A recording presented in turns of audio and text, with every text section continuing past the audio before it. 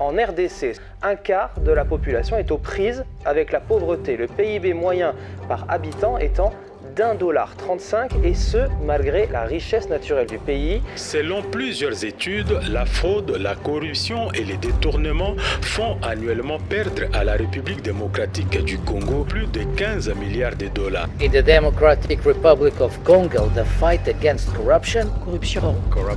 La corruption.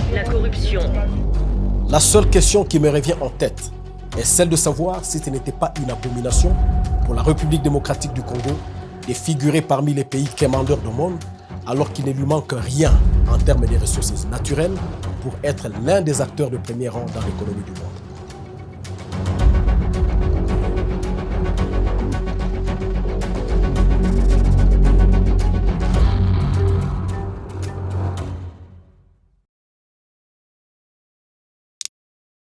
Pourquoi le peuple congolais doit-il continuer d'accepter une telle humiliation à cause d'un système corrompu et inapte mis en place par des dirigeants qui ne le sont que de nom?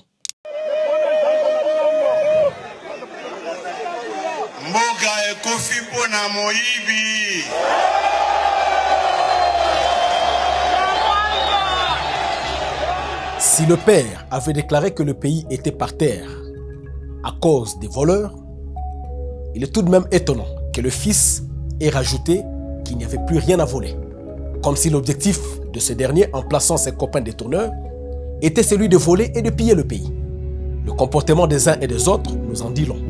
Un tel système, mes très chers compatriotes, mérite tout simplement d'être déboulonné pour permettre au pays de décoller grâce aux efforts de ses dignes fils et filles inspirés.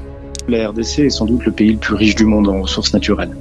C'est le pays de l'avenir. Tout le monde aura besoin du Congo puisque les 2/3 du cobalt sont produits au Congo et que nous avons tous besoin du cobalt pour la transition énergétique. Or, il n'est pas du tout normal que des minerais qui soient vendus à des prix aussi chers dans le monde entier ne puissent pas bénéficier au peuple congolais.